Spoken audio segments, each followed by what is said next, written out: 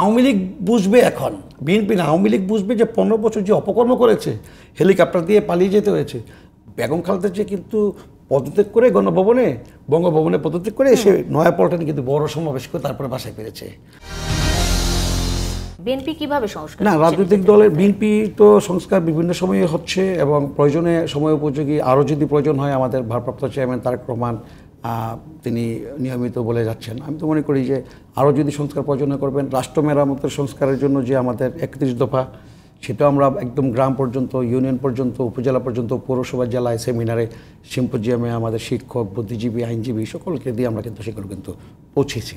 সেটা সরকারের প্রয়োজনে, সরকারকে আন্তর্জাতিক সরকারের প্রয়োজনে সেখানে ওনাকে আমাদের মহাসচিব বা আমাদের দল থেকে দিবে এবং আমি মনে করি যে একটা সুন্দর প্রস্তাবনার মাধ্যমে রাষ্ট্র মেরামত হওয়া সম্ভব এবং এই অন্তর্বর্তীকালীন সরকারের মাধ্যমেও প্রধান রাষ্ট্র মেরামতের যে প্রধান জায়গাগুলো আছে এগুলো সংস্কার অলরেডি শুরু হয়ে গেছে মেরামত এবং আগামী দিনে হবে আমি বিশ্বাস করি। ইতিমধ্যেই আপনি নির্বাচন কমিশন দেখেছেন, তারা পদত্যাগ করেছে, সেখানে ভালো লোকগুলোকে খুঁজে বের করে দিবে। বিশ্ববিদ্যালয়গুলো পদত্যাগ করেছে, সেখানে ভালো ভালো মেধাবী শিক্ষকদেরকে ভাইস চ্যান্সেলর হিসেবে বা নিয়োগ হিসেবে দিচ্ছে এবং দিবে, সেটা আমি বিশ্বাস করি। কোথাও যে আবার ফাঁক ফকর দিয়ে কেউ কোনোভাবে ঢুকছে না, আমি সে কথা বলবো না।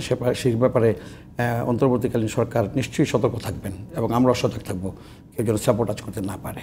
আর এখানে আপনি আরেকটা কথা যে বলেছেন যে বিএনপির ব্যাপারে যে শুনেন, চাঁদাবাজির যে একটা শব্দ, এটা আওয়ামী লীগ এখন যে আজকে দলীয় কার্যালয়ে আমি গেলাম, দলীয় কার্যালয়ে অনেকে কিন্তু আমরা কিন্তু চিনিও না, অনেকেই চিনি না, আসে এত লোকজন আসে এখন ভিড়, অনেক ভিড় আসে কিন্তু অনেক লোক আসে, সবাই কিন্তু দল করে না, কিন্তু তারা আসে দেখতে এবং করতে। তারা এক সময় তো বা ওইভাবে মিছিল মিটিং করেন নাই হাসিনার ভয়ে, পুলিশের ভয়ে, এখন এরা আসতেছে। কিন্তু এদেরকেও আমাদেরকে সজাগ থাকতে হবে যে এরা কারা, বুঝতে হবে যারা কারা। আবার অফিস আদালতে বা বিভিন্ন ইয়াতে সংস্থাতে যদি কেউ যায়, যে বিএনপির নাম দিয়ে যদি কোনো কিছু করে, সেখানে যার কাছে যায় তার দায়িত্ব হবে যে সে আসলে বিএনপি কিনা। শুধু বিএনপির উপর ঢালাভাবে দিলে হবে না।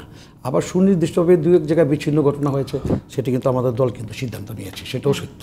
আমি বলবো না যে বিচ্ছিন্ন ঘটনা দু একটা ঘটে নাই, দল সিদ্ধান্ত নিয়েছে। দল এবার সেই ব্যাপারে কিন্তু খুব অনড়, তারেক রহমানের নির্দেশনা খুব কঠিন, যেখানে কোনো ধরনের ক্যামোফ্লেক্স করা যাবে না, কোনো ধরনের বিশৃঙ্খলা সহ্য করা হবে না, কোনো এনার্কি সহ্য করা যাবে না। যে কারণে 5ই আগস্টের পরিবর্তনের পরবর্তী 6 আগস্ট থেকে সারা বাংলাদেশে, আমিও আমার ব্রাহ্মণবাড়িয়া 6 বাঞ্ছারামপুর আমার এলাকা, আমি সেখানে যাই যে জায়গায় পথ মিছিল, পথসভা করে সবাইকে একদম শান্ত এবং নিরাপদ এলাকা রক্ষা করার জন্য, আইনশৃঙ্খলা বাহিনীকে সহযোগিতা করার জন্য আমরা সেভাবে সংস্কার করছি এবং বিএনপি এবার বুঝতে পারছে বোধহয় যে আসলে বিএনপিকে নির্বাচিত হতে হলে বা বিএনপিকে ভোটে ভালো না, বিএনপি যতবারই নির্বাচন হয়েছে দেশে, সুষ্ঠু নির্বাচন, ততবারই বিএনপি ক্ষমতায় আসছে জনগণের ভোটে, এবার না। আওয়ামী লীগ বুঝবে এখন, বিএনপি না, আওয়ামী লীগ বুঝবে যে 15 বছর যে অপকর্ম করেছে, হেলিকপ্টার দিয়ে পালিয়ে যেতে হয়েছে। বেগম খালেদা জিয়া কিন্তু পদত্যাগ করে গণভবনে, বঙ্গভবনে পদত্যাগ করে এসে নয়াপল্টনে কিন্তু বড় সমাবেশ করে তারপরে বাসায় ফিরেছে।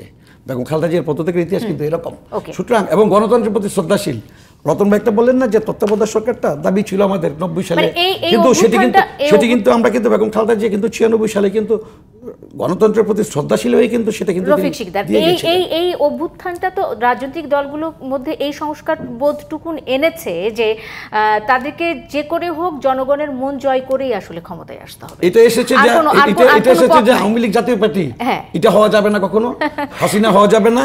আর ছাত্রদের বুকে এভাবে আবু সাইদ, মীর, মুগ্ধ, তাদেরকে আপনি গুলি করবেন, মুগ্ধ বলেছিল আমি পানি খাওয়াচ্ছি, তাকে গুলি করে মারবেন, এই সরকার কিন্তু আমরা। অ্যাডভোকেট রফিক শিকদার, ধন্যবাদ।